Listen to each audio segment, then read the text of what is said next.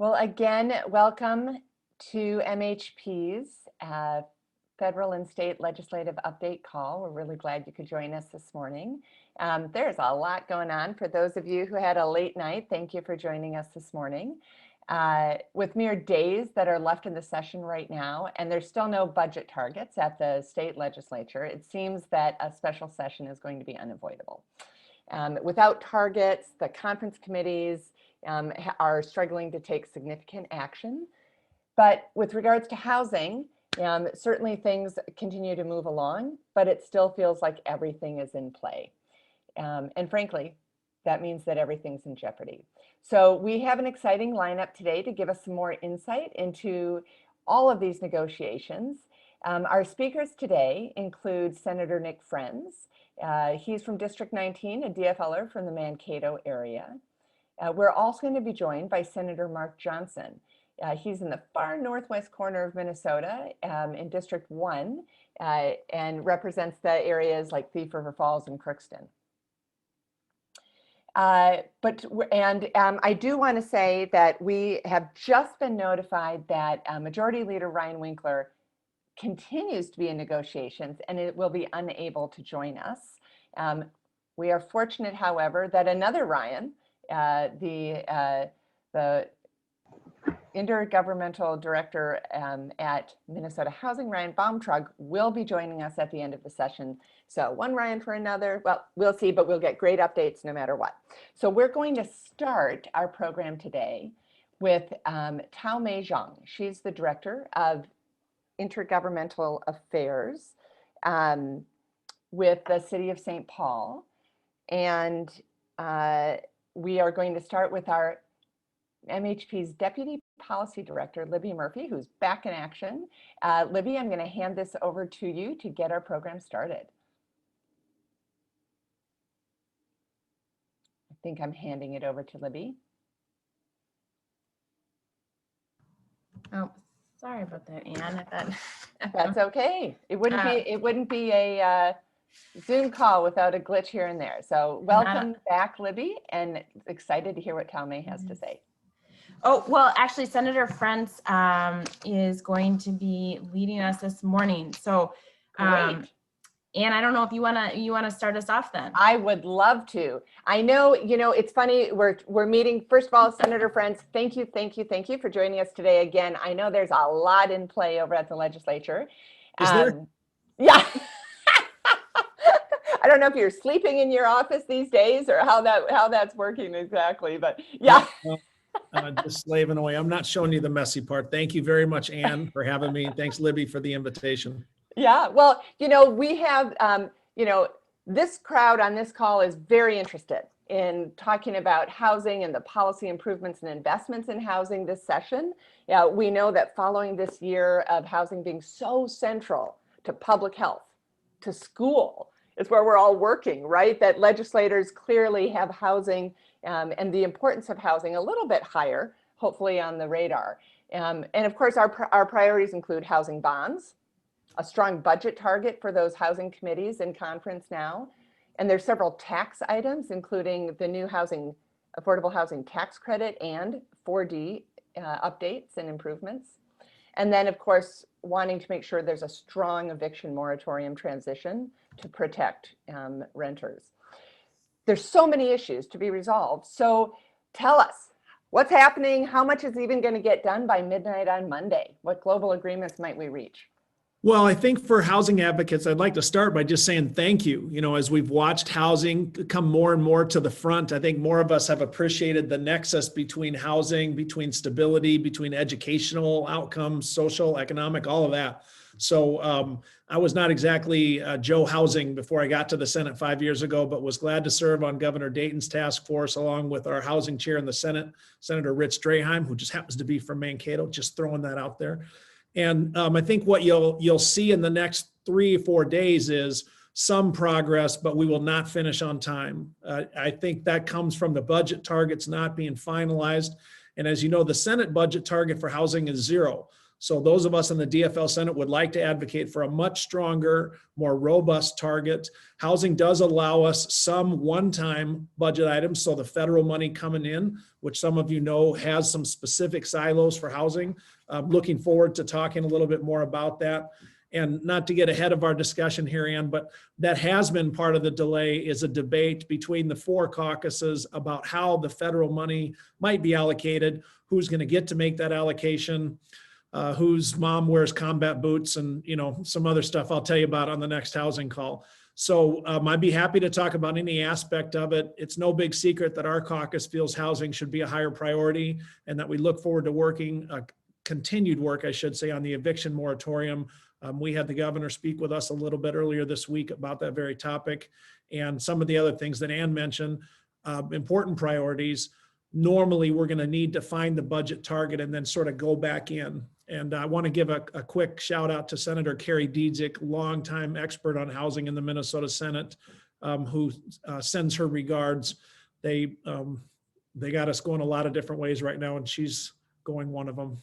Anyway. Well, thank you. We are fans of Senator Diedzik as well, who's been a real lead on the tax committee work, and again, including both that affordable housing tax credit as well as on the 4D items. So you were mentioning federal funding. There seems to be bipartisan legislative agreement as you mentioned, with the 4 caucuses on legislative control of that, of the federal funds, but and of course these include resources for housing. So sure. How does Minnesota legislature prioritize these investments? Well, I think we can hardly prioritize housing too much. For those of you who are watching the federal money coming in, here's a couple basics. First of all, we think about $2.8 billion will be coming to the state. And in the housing part of that, we see 3 basic categories: housing development, services to address homelessness, and stabilize affordable housing. Rental assistance is sort of under the general umbrella of housing development. So those are 3 ways that we can continue to provide Minnesotans with more affordable, more stable housing. The question is, who's going to make the decision about where that money goes, and is it part of a larger agreement? If you remember last year, we had a proposal for $100 million in housing infrastructure bonds, this with about $1 billion in requests that we could identify. And there were some policy proposals that at one time held us up. I'm not going to go back through history too far, but think of it this way. The policy for housing relates to things like, would we have energy efficiency building codes? How do we tell our cities what their rules are for development? And sometimes policy, even though it has no price tag, I gotta watch what I say, runs into some philosophical differences. And if you've ever seen 2 humans disagree outside of the legislative process, that's what it looks like inside the legislature too. We did eventually, I would say, have some success last year. I was one of the negotiators for the DFL Senate on the housing policy and housing infrastructure bonds. Most of the policy that we felt would not be progress for Minnesota was dropped, and eventually some funding was put together. I hope we'll see the same thing this time. And I don't want to get ahead of myself, Ann, but Minnesotans seem to recognize the importance of housing and how it fits together with the other goals that we're trying to reach. Well, and you mentioned, you're the ranking minority member on the Energy Committee. So what role, if any, do you see the state playing in promoting this energy efficiency? How do we make our buildings and communities climate friendly while keeping the cost of affordable housing down? Well, I appreciate that highly loaded question as I go into the ECO conference committee here in about 21 minutes, but it's my job, it's your job. No, listen, I agree, and thank you. And I really do enjoy the discussion. First of all, obviously, it is to the long-term benefit of Minnesotans to have energy efficient construction. Even if all you cared about was money, and we don't, but even if all you cared about was money, you'd want to have buildings that are energy efficient to reduce the overall cost of housing. That can benefit landlords, tenants, homeowners, all of that. So that what the state's looking at, what we have on the table, again, I don't want to get ahead of myself. I'm also on the ECO conference committee, which is coming up. We've got the Energy and Commerce conference committee that I'm on. So some of those discussions are still ongoing. And I don't want anyone to call me and say, hey, I heard you told the housing folks this. But building codes where the state of Minnesota said new construction, retrofitting must conform to these energy efficiency guidelines, in my opinion, is a good idea. I will share with you that there's another perspective, and while I don't support it, I understand it. That is, let's not have any restrictions on what's built. Let's just build the fastest and the cheapest. In my experience, cheapest of the upfront cost can actually prove to be more expensive. So that quality has a significant value, and many of us see that in all kinds of different things, from the quality of the book that you read to the car that you drive. You know, spending more money up front actually can save you money, and I think that applies to housing. That is before, of course, we introduce the topic of climate change and the need to decarbonize, which I think is profound, and we don't have to get into an environmental debate, but I'm a supporter of the state looking at some of the building code legislation that's out there. It's in the conference committee discussion. I'm not positive it's going to come through. There, I just said something. Did I say something? Yes, I said something. But I think we want to continue to advocate. And for the work all of you are doing, we simply want to provide more housing. Therefore, energy efficiency, setting aside climate change, is a virtue, I think. Yeah. Well, so my last question to you then is, you know, June 14th, the legislature is likely to then come back into special session. And at that point, what items do you think will need to be resolved? And are we going to avoid a state shutdown? Everyone, boy, masks off, we're ready to go to our state parks. Are we going to be able to go there? Well, I would say, first of all, we should not have a shutdown. There would be no excuse that I can see for enough philosophical debate to have a shutdown. For folks who follow that kind of thing, June 30th is the end of our fiscal year. We have to put a budget together by then, or I don't want to think about what the constituents in North Mankato are going to be saying. To your question about the eviction moratorium, yeah, I think we should be able to get that done. We want a reasonable transition back to normal that neither puts our tenants in an unprotected status, nor causes the courts to see a glut of eviction actions. So, I mean, we don't want those things. So it's in everyone's interest, landlord and tenant, to reach an agreement. I don't mind saying this. I think we're fairly close on an eviction moratorium agreement that suits all parties. As far as the June 14th, I have learned not to try to predict exactly what's going to happen. I think that is a likely date because it corresponds with the 30 days of the extension of the peacetime emergency. And with the mask mandate now gone for vaccinated Minnesotans, I think you're going to see a big mental shift by Minnesotans to want to get back to normal. And that will include, I think, negotiating out some of the other executive orders to a reasonable solution. And by the 4th of July, going to barbecues, that makes us feel like we're back to normal. And I'm one that will certainly be looking forward to going to the state fair. Even though it's not a housing thing, I really think that brings us together before the school year. Well, How'd I do, Ann? I'm sorry. How'd I do? Oh, you're doing great. Do I get a letter grade, or what? How do we do this? A+. So listen, I really appreciate you taking the time to talk with us. Again, there is so much going on right now, and all of these, we could be talking to you for the next hour, but you've got negotiations to do. The energy efficiency provisions are important for Minnesota housing, along with these other housing goals. We appreciate that you've leaned into these issues as well. So thank you so much for your hard work, and stay awake. Some more coffee. Here you go. Appreciate that very much. I'm obviously caffeine-free Diet Coke. I think that goes without saying. I want to say thanks to all of you for having me. Libby's got my cell phone. If anyone has any questions or wants to reach out outside the meeting, say hi to my fellow Senator Mark Johnson. If you see him, he's still coming, right? That's what we think. He is, yep. He's the deputy majority leader, and as an assistant minority leader, I bump into Senator Johnson once in a while. It's kind of fun. Thank you, and Great. To be continued. Great. Thanks so much. Libby, with that, I'm going to hand this over to you for our next segment. Thank you so much. Sounds great. Well, our next guest speaker is ThaoMee Xiong, the Director of Intergovernmental Affairs of the City of St. Paul. We're really excited to have ThaoMee on. ThaoMee, in addition to her role at the City of St. Paul, she was recently a member of MHP's first public policy advisory group cohort. She's also leading some work in the city for racial justice legislative working group that I've been able to participate in. And in addition to that, she has a unique tie to MHP, having been a director of policy here at MHP several years ago. So thank you so much, ThaoMee, for joining us this morning. We're really excited to have your insights into what's happening at the Capitol of this session. Because you're so at first I wanted to ask you about bonding. You and I earlier this morning, we're talking a little bit about how different the bonding bill looks this session because of the influence of the Posse Caucus. And I know that's something that you wanted to talk about.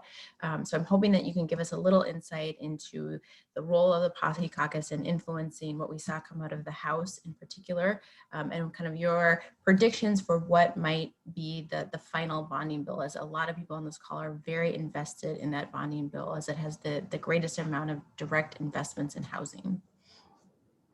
Hi, Libby. I just wanted to do a mic and video check because okay, sounds good. We can see you and we can hear you. Great, thank you. I couldn't see myself and I was a little bit worried. Thank you for having me back at Minnesota Housing Partnership. Obviously, I have very fond memories of being there and us working together. So, with the elections and this new group of Posse Caucus members, there's been renewed energy and a different focus.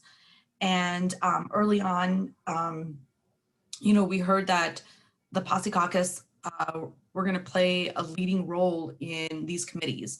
And I think some more seasoned lobbyists, I think didn't really believe that many of the Posse Caucus members would be chairs of pretty key committees such as capital investment and Ways and Means, and now they are. And so that's really changed the temperature and kind of the interest and the focus of these bills.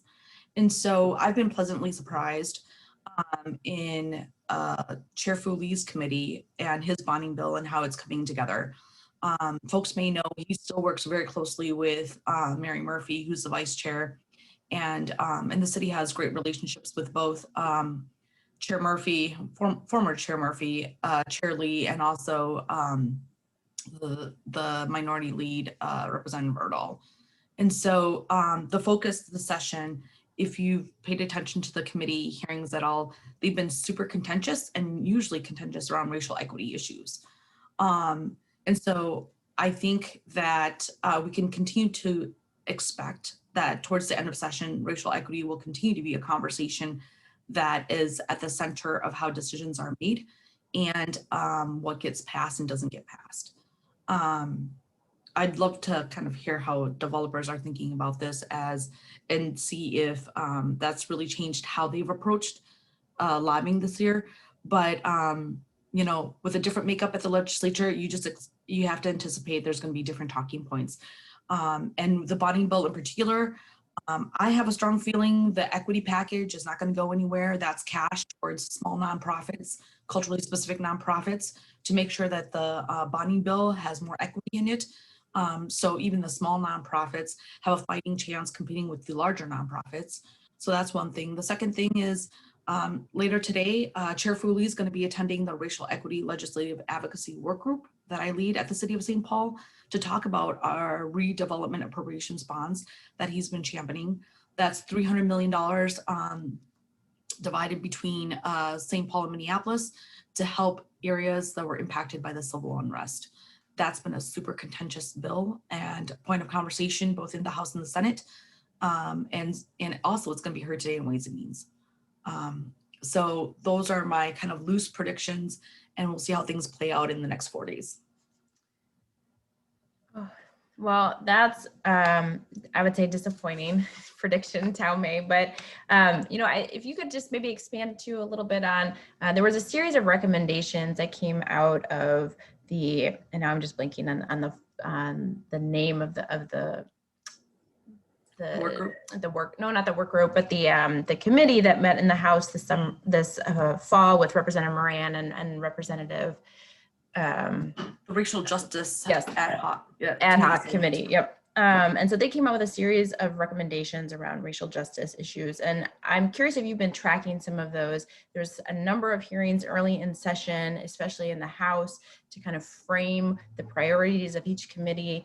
How are some of those other things moving forward? Because I know that there are recommendations that would impact the development community, that might impact some of the things that might happen over at Minnesota Housing, for example, and some of the allocation of their resources. And it'd be good to get an update if you have one. I don't have a recent update, but Chair Richardson did come to our racial equity work group meeting, and so the committee is called the House Committee Select on Racial Justice. It was convened last year after the murder of George Floyd, and the Minnesota House passed I can't remember if it was a resolution or proclamation naming structural racism as a public health issue, and so as a result of that, they pulled together a series of recommendations to battle or to eliminate racial injustice in in Minnesota. St. Paul on the brain. And so one of the recommendations, which follows the recommendation of our working group, was looking at fines and fees and eliminating old fines and fees and not making that an impediment to having a person's driver's license. That's made it all the way through the House and the Senate and in the omnibus bills. So we're really excited to see that move forward. There was also another proposal called the Nonprofit Infrastructure Bill, and that is an appropriation through deed to support small nonprofits to build their capacity to be able to provide services in disadvantaged communities. And so that particular bill doesn't have a designation of the type of nonprofit you have to be. They just provide parameters about how much that nonprofit makes and how big it is. And so those are two bills that are part of the package of proposals that committee has put together.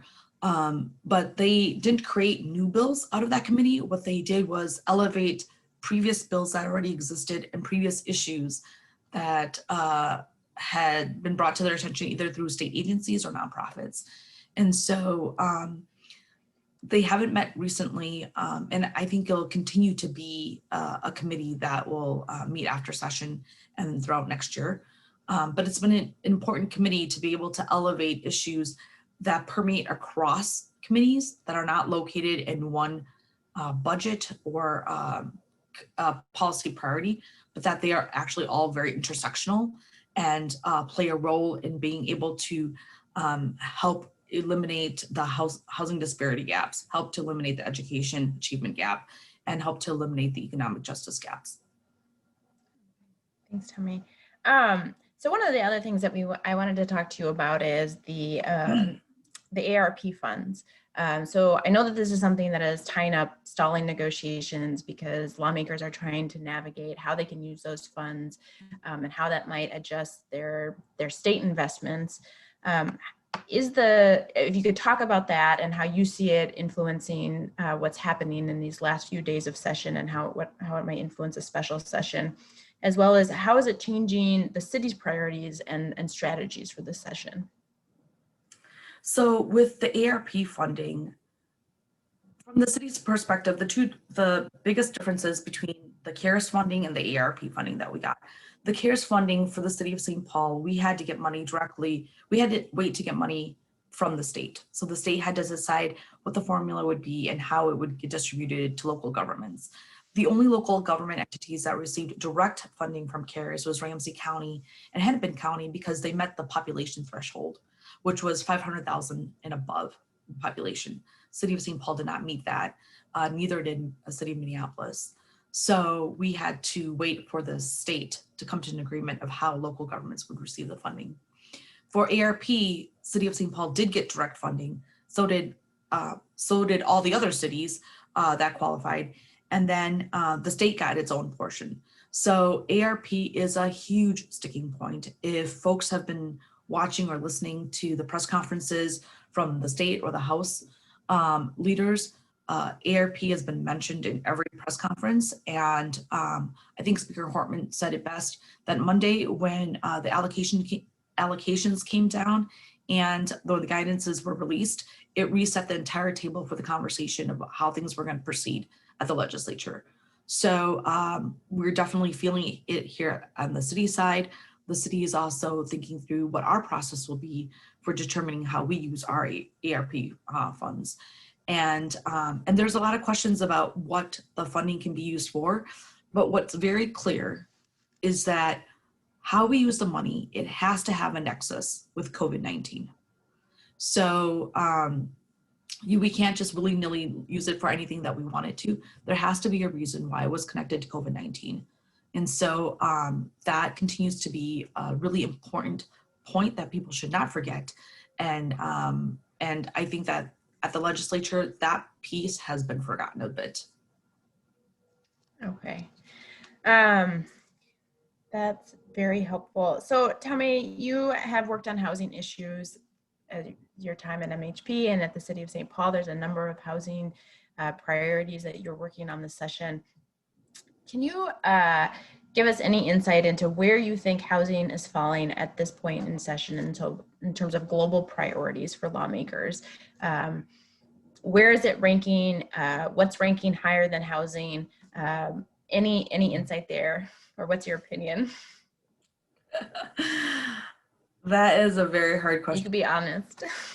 So I think housing ranks very high just because of COVID, the unsheltered population in our region, and the multiple challenges we have around making sure that people are properly housed and can afford their housing.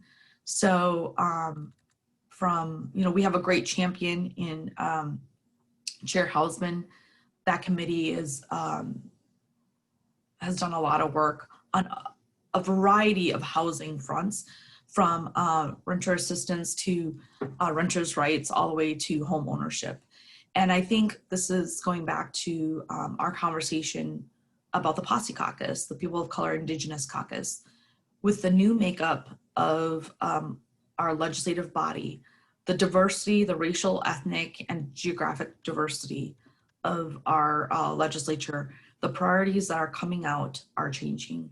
And what I've seen since the time I was at MHP to now is that issues around renters are much stronger, and advocates have a bigger platform and more of a voice, both because the elected officials care more about it and the advocates have been pushing harder. I know our city council cares deeply about ensuring that our renters have the opportunity to be able to voice their concerns if they're having concerns with their landlords, all the way to home ownership for communities of color. That was a huge issue when I was at MHP, but now it's gotten actually a lot of legs and movement. And you have some developers on this call who are working hard to increase the home ownership stock or single family housing so that more folks of color and low income folks can afford buying their own homes. And so that's an important aspect of achieving the American dream in our culture. And I think that that's playing out at the legislature right now. Well, thank you so much, ThaoMee. That was very insightful comments and feedback. So we're really appreciative of you joining us here this morning. And as always, we just appreciative of our partnership on many housing related things. I'm going to turn over next to Senator Mark Johnson. Senator Johnson is, the Deputy Majority Leader in the Senate. So he's very busy right now, involved in final negotiations. So we're very lucky to have him on this morning. He also represents Senate District 1, which is the northwest corner of the state. And he's been a champion on a number of housing related provisions, including the affordable housing tax credit. He was a phenomenal partner on for a number of years, and that is included in the Senate tax omnibus bill this year. And so we are just very excited to have you on, Senator Johnson. So I thought I'd just turn it over to you and see if you had any initial comments before jumping right into questions. Hey, thank you, Libby, and thank you everybody for the opportunity to be here this morning. I know we're busy here at the legislature, but everybody else is busy with issues going on around your work and the things that you are doing. So for you to take time to do this is really important, and I really appreciate the opportunity to be here with you. So we're getting towards the end here of setting budget targets, which means that there's been a lot of late night and early meetings and a lot of busyness in between. And probably one of the biggest issues right now in those negotiations is simply all the different moving parts between priorities that the different caucuses and the governor have. Mix in about $4.4 billion of surplus. And you get quite a battle trying to set targets. I'm figuring out where those dollars need to be spent, where they need to be saved, where we need to push those out into the next years down the road. So even though I wouldn't say it's been very contentious, but sitting in those rooms, just simply noodling on the numbers and determining where we can find those compromises has been a unique exercise for everybody in the room involved. This is probably the most money any legislator or governor has had to deal with before. So it's been a unique process, but one that we're continuing to move along. Now, I'm sure it'll come as no surprise that it seems that it's going to be difficult to come to an agreement prior to the end of session, which will be this Monday. So we'll more than likely, it's looking we'll have to do some work in the interim here and be back in special session at some point in June to make sure we close up all these deals. But definitely a unique year, as most years are. This one might be the most unique, but we will get to the end eventually. So with that, Libby, if we've got more questions, I'm happy to take. So I'm just curious, you seem a little bit optimistic, but also suggesting that we're going to be moving into special session. How far away are we from those budget targets, from that compromise, and what kind of needs to happen to come to an agreement between the House, Senate, and then the governor's office? Sure. And, we're still within kind of the cone of silence for that, where we are, where different parties are on the numbers. But, I can say that I think the structure is in place to get to an agreement. Now it's just a matter of sorting out the different priorities. For a while there, we're trying to figure out what the metrics were, how we can account for the different numbers, which numbers we could actually even agree on. So now that we've got that rubric kind of figured out, it's easier to march towards the end goal. So I think that, at some point in the near future, we should have those numbers figured out. Okay, well, we're eagerly awaiting those numbers. As are we, yeah. So there's a question in the chat. What do you see as common ground? And then why is housing to date not receiving a budget allocation consideration in the Senate? Sure. So pre-conference committee, the housing committee got a 0 target. Can you comment on that? Sure. And I think that was really guided by chairs to a certain extent on what did they want to see, what were the programs that they were working with within their budget areas. I know that the House had some different ideas of how to address housing than Senator Draheim did. So, when setting those targets, he really put the pens to the paper and saw what the costs were, what we were going to be working with within our global target. And so that's where it came up. Now, as targets adjust and we get those newer targets, those numbers will change, and we'll find out exactly where Senator Draheim and Representative Hausman can be moving and making those agreements, which will be an interesting conversation to see moving forward. Well, one of the things I wanted to ask you about is because the Housing Committee had received a 0 target, and there are some new investments proposed in the Senate tax bill, including the affordable housing tax credit. Do you see a path forward for that this session? Libby, that one's been an interesting one. I know I've worked with you and others for how many years now? 3 years maybe, on that particular proposal. And that was based off of, and many of you know, based off a model from North Dakota originally that really helped when they had the building boom out west. on developing some of the projects that they needed for their workforce. And so, I was excited because in my district, we have folks like Marvin Windows, Polaris, Articat, some of these big national, if not global brands that you see every day.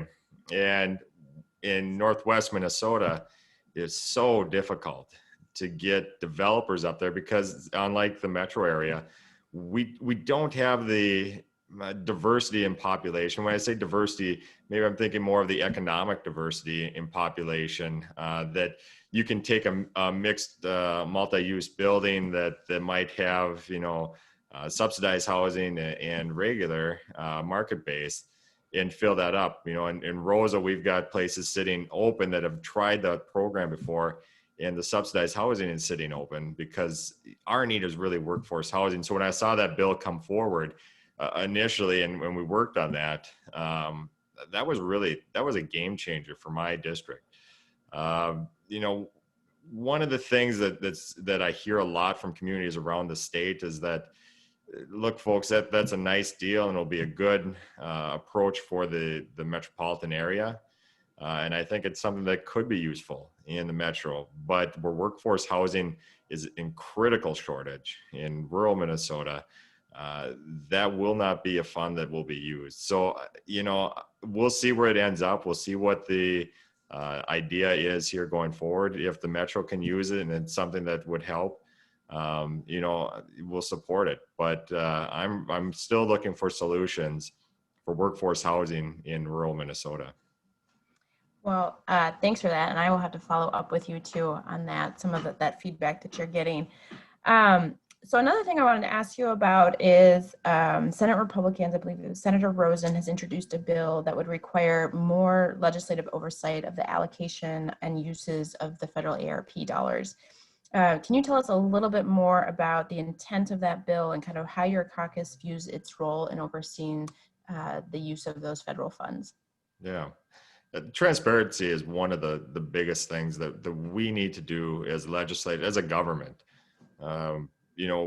We sit here in these buildings, and especially now, like Libby, you're not in the building anymore, and checking in and seeing what's going on, and even lobbyists or just constituents being here and seeing what's going on. And that's just a small part of it. But within the budgetary areas of what's happening, we need to make sure that there's oversight and people are able to see on where those dollars are going. That's critical. That's such a critical piece. So Senator Rosen simply trying to put parameters on those dollars that at least the legislators can see, and that will be open to public and people can see where those dollars are going. To fit the priorities of all Minnesotans, not just a select group that maybe have control over it. So we're really concerned on where those dollars are going and how people can have input on that. So there's a process question in the chat. One of the talking points at the Minnesota Senate seems to be we don't have the numbers. Can you explain who's responsible for providing the numbers, or how do you come up with the numbers, and who in your party is there and who in the minority party is there and what support staff are there? Yeah, so I'm really glad you asked. It's so funny. We were just talking about that. We get, whether you're in the military or you're in your industry, you start talking these terms that, everybody in your office understands, but everybody else is like, well, I don't get it. So thanks for that question and bringing that up. So when we're talking about determining those numbers, we're looking at the budget forecast that Minnesota Management and Budget puts out. So right now they say we're going to have a $1.6 billion surplus, in the biennium. So what we do is we base our spending, our state spending. So we take the old budget and we compare that with the new dollars that we have, and we say, well, we can either increase spending by 1.6, we can save more and put it into reserves. We can do a combination of the others. And what the Senate Republicans have determined, or the Senate has determined, is that, well, we're gonna spend some of it and we're gonna put some in reserve. We're gonna do a couple other little things with it. And And then that's how we come up with a global number. And then we split that up by the different jurisdictions, committees, whether it's public safety, judiciary, civil law, environment, you name the committee, on one of the 13 or so committees that we have. And that's how we get those numbers.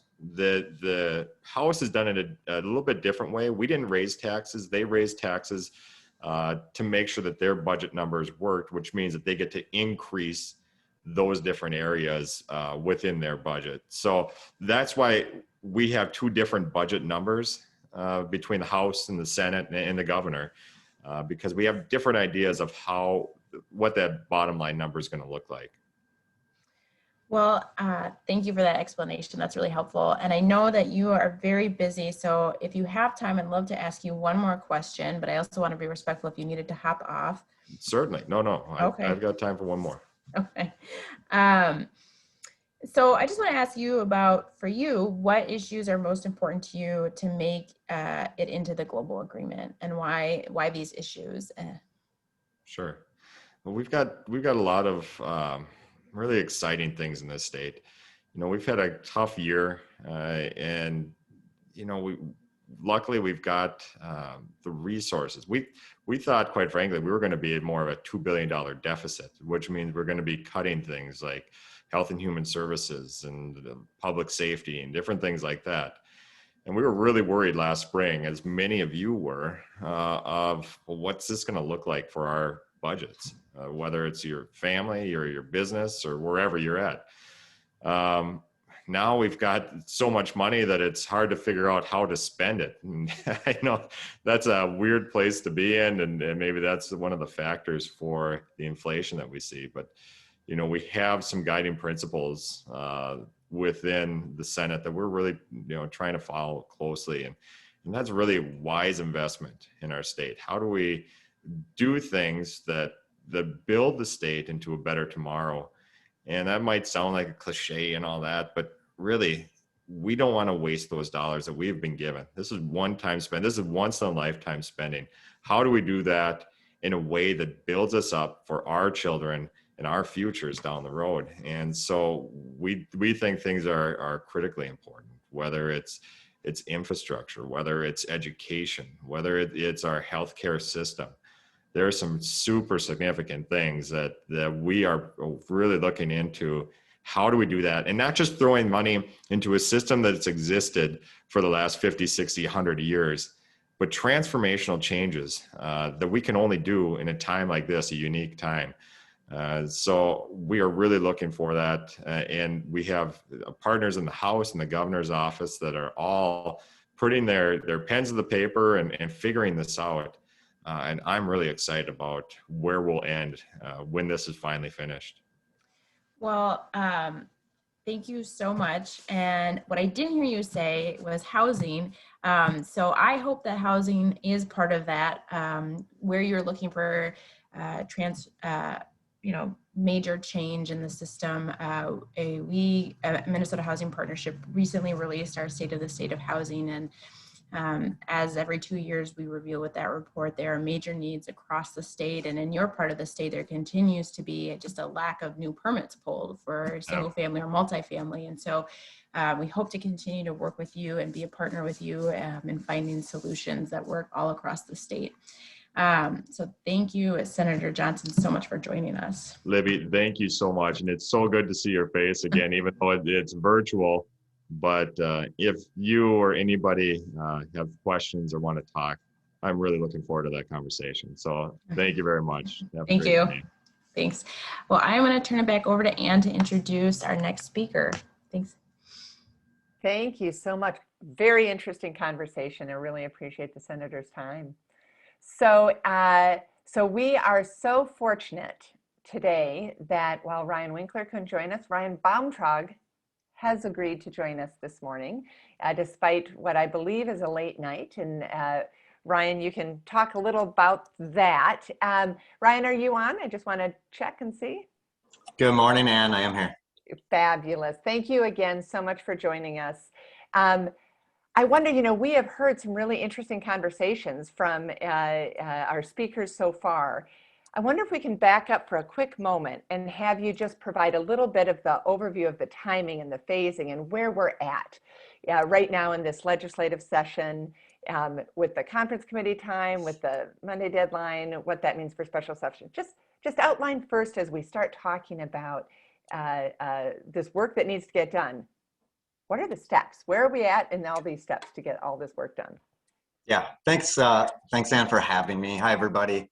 I'm always happy to be the second favorite Ryan on a call. So happy to spend a little time chatting about Minnesota housing as we're headed into the last few days of special session. I think you heard it, straight from the elected officials about where we are and their thoughts of finishing on time. So I won't regurgitate anything everybody heard. But for the agency and the administration, there was a strong footing that started in January with the governor recommending, $100 million in housing infrastructure bonds and around $20 million in new housing investments to the agency's budget. And that was when there was a forecast that showed we had a budget deficit. So I think, at that time, that's still when we saw with this administration a really strong start to the legislative process. You heard it from the elected officials, since then we got a positive forecast and then some significant resources coming to the state from the federal government in March.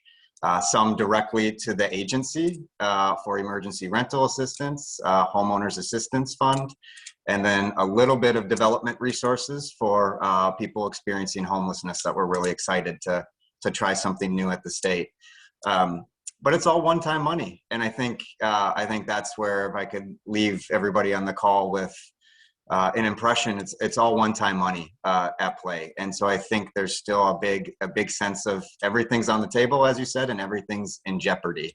And so not to stop sending the emails. It would be much better if we were up there in person and having a rally like Homes for All tried to do or did over Twitter the other day. So, the agency has been along for quite a ride. Having both the House and Senate have their own committees is great attention to the issue. And it covered basically every housing issue, from people experiencing homelessness to the barriers of home ownership to issues facing renters and the stability around evictions and the challenges to building new housing, new single-family development, and issues around codes.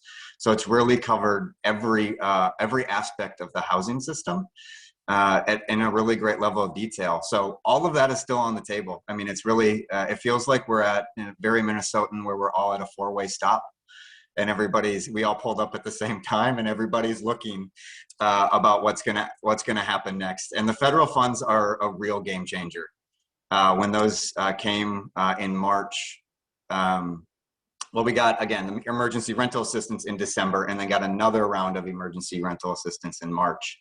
But those are real game-changing investments. And the American Rescue Plan, with the discretionary dollars, also offer a significant opportunity to do some transformational things, hopefully in housing. So we're waiting to see how targets shake out. I would say this is where the agency is talking a lot to the House and the Senate about what we like to call sometimes the flavors of money, that things sometimes are easier to do with general fund appropriations. There's Senator Mark Johnson, there's a workforce housing development program that the agency just selected a project up in Roseau with the general fund that I don't know that we'd be able to do with the American Rescue Plan dollars. And so I think as we get more information. It was an interim rule that was passed by submitted by Treasury. It's an interim rule, so we're going to be providing guidance about how Minnesota Housing would like to utilize those resources for housing. And we hope that as legislators make their decisions, that they provide as much flexibility and provide as much for housing that makes sense for the type of housing that we can do with it. So federal funds are definitely one of the biggest parts of the game changing of what happened since January to where we are now. And I think the agency is hopeful that it'll all work out. We're all hopeful that it will all work out. Yeah, for sure. Let me ask you this on those federal funds, just to poke at that a little bit. So the timing, and all our speakers have noted, there's a lot of funding coming into the state. and in lots of different ways. How important is this, and what's the timing of really being able to tease out how those get deployed, who decides how those get deployed, and how is that going to be impacting the timing of what gets done by Monday night, what gets done in special session? Yeah, I'm not sure anybody knows, honestly, where it'll end. I think, like I said, with the American Rescue Plan dollars, that's where it's discretionary.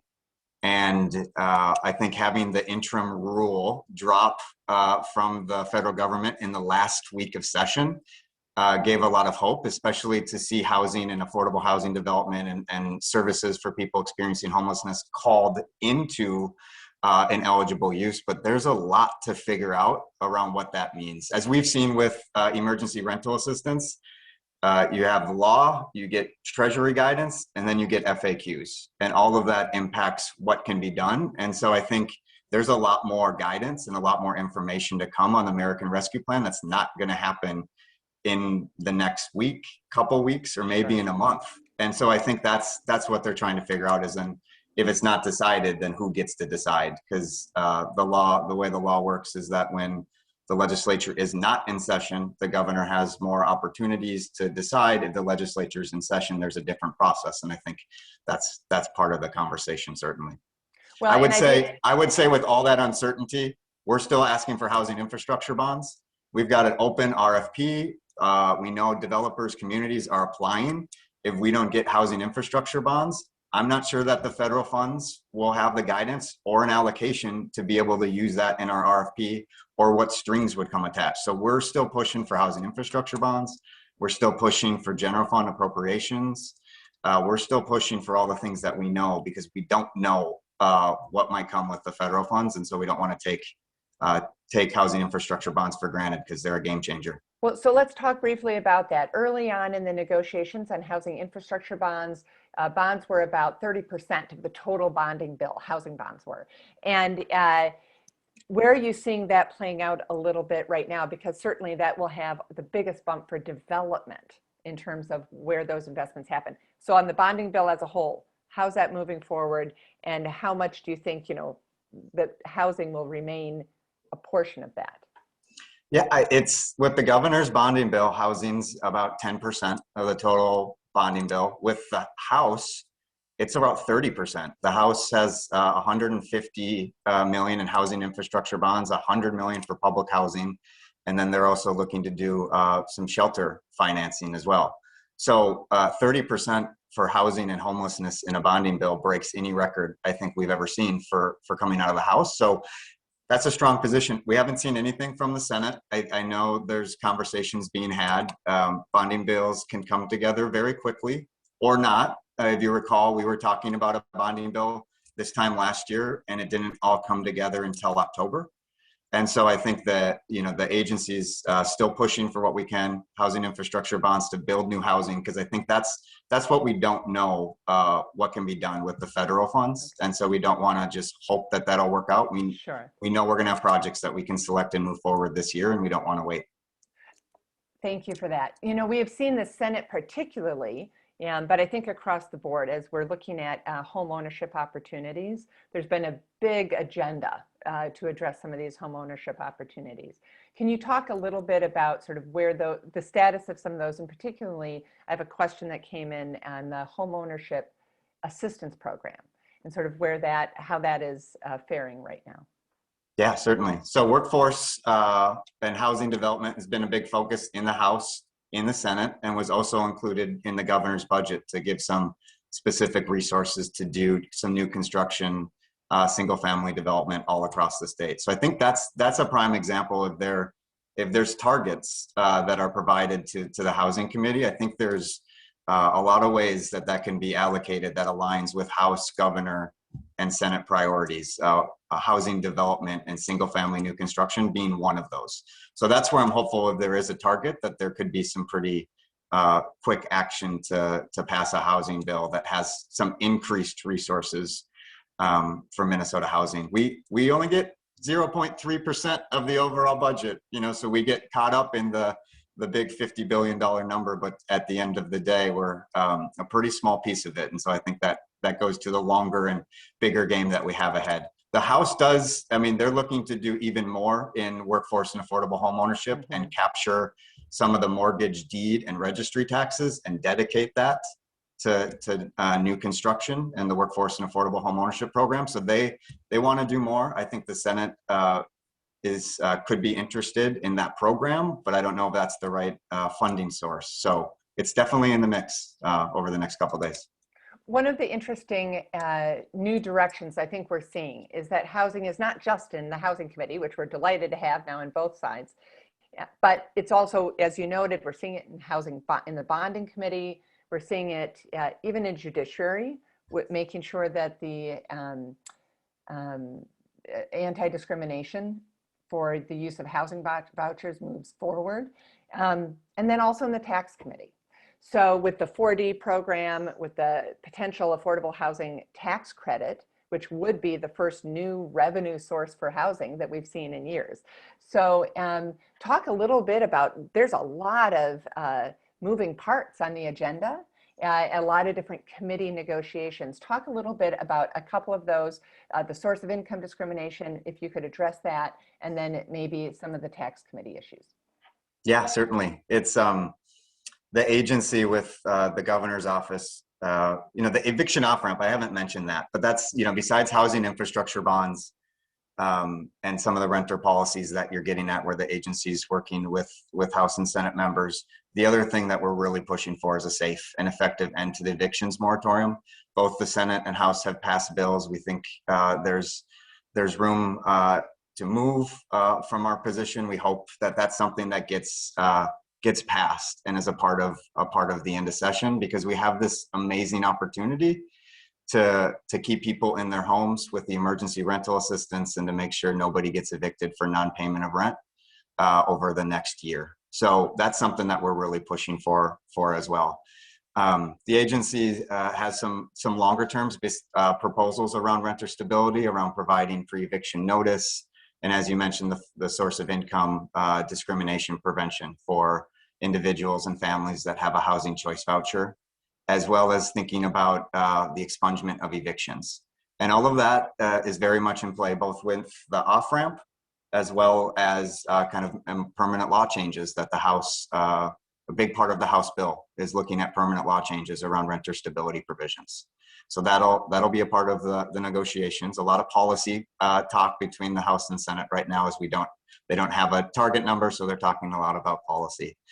On the Tax Committee, we are in almost frequent conversation, daily conversation with the Department of Revenue, and providing them some thoughts and feedback about 4D, the property tax classification, a lower property tax classification, a new affordable housing tax credit. And it's exciting that there's some movement in both the House and Senate, and there has been for the last few years. And I think we're all wondering if this is going to be the year or maybe not. But it's on the table, and I think the fact that we have bonding, appropriations, and taxes, we're starting to talk about in all of the committees at a scale that actually is starting to address the needs. And I think that's what's really helpful about the conversations this session, no matter where we end. Well, that is a very positive, a great way to conclude. So thank you so much. Again, I don't know if I woke you up or you just haven't slept, but thank you so much for joining us and sharing your insights on this. Obviously, you're on the front lines of a lot of these negotiations, and we appreciate the work that you're doing and all the agency folks as they're standing up these hundreds of millions of dollars of programs. We do appreciate that is a lot of work on the behalf of all those staffers there. So thank you for that work. Thanks for that, Ann. We've got some amazing public servants doing a lot of work on the weekends to get the money out as soon as possible. So thanks for the time today. Thank you. So everyone, what an amazing array of information that we have received from everyone today. I'm just going to end by saying thank you for joining us. And Libby had posted in the chat a link to taking action. We know that the Senate Majority Leader Gazelka and Speaker Hortman of the House will be making final decisions on budget targets, on how housing will fare. So take action. Thank you for joining us. We'll talk with you soon.